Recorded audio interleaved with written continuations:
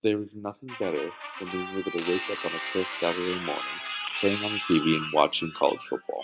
Staying up all night, going to sleep, waking up, and watching the same thing over again, but with the NFL. But have you ever wondered why we do this? Why football has such a hold over our lives for these 2 days of the week? Today we'll be covering the history of football and how the game has progressed since its beginning. The birth of American football came in 1869 on College Avenue in New Brunswick, New Jersey. The game was between Rutgers University and the College of New Jersey, which is now known as Princeton University, with the winner being Rutgers out of a final score of 6-4. Both teams had 25 players playing and was nothing like our current game of football, but resembled more of a rugby format. In 1876, Walter Champ, a Yale undergraduate and medical student, also known as the father of American football, entered the football domain. Walter Champ was responsible for advancing the game of football by establishing the line of scrimmage, the snap, the concept of downs, and 11-player teams. In 1940, the American Professional Football Association, or better known as APFA, was formed, later becoming the National Football League, or the NFL. In this early era, early professional teams began to establish themselves, but the league wasn't fully established as a dominant force until the mid 20th century. In the 1930s and 40s, the NFL hit a major growth period. Radio broadcasts in the 1930s helped expand the NFL's audience and grow the fan base. Although the NFL struggled during the Great Depression, league stability was eventually restored through efforts like the establishment of the salary cap and was able to make it through.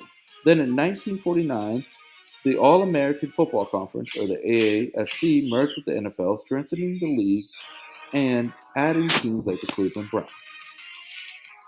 The competition between the NFL and the upstart American Football League, or better known as the AFL, led to the creation of the Super Bowl in 1967.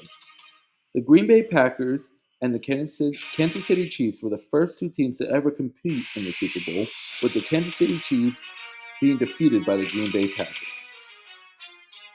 This was the marking of the beginning of the NFL's global dominance. The expansion of televised games during this period boosted football's popularity and profitability. The NFL expanded to 28 teams by the late 1980s, including franchises like the Seattle Seahawks and Tampa Bay Buccaneers. At the time, teams started to emerge as powerhouses, becoming household names like the Steel Curtain and the 49ers dynasty. The Pittsburgh Steelers, with their legendary Steel Curtain defense, and the San Francisco 49ers, led by Joe Montana, became iconic teams of the late 1970s and early 1980s. And most importantly, the NFL draft was introduced. The draft became a critical mechanism for balancing talent between teams. In the late 1990s, the NFL's lucrative TV deals, including with networks like CBS and NBC, made it one of the most watched sports leagues in the world. Because of this, the NFL introduced the implementation of a salary cap in 1994, which generated competitive balance, while free agency allowed players to move globally between teams.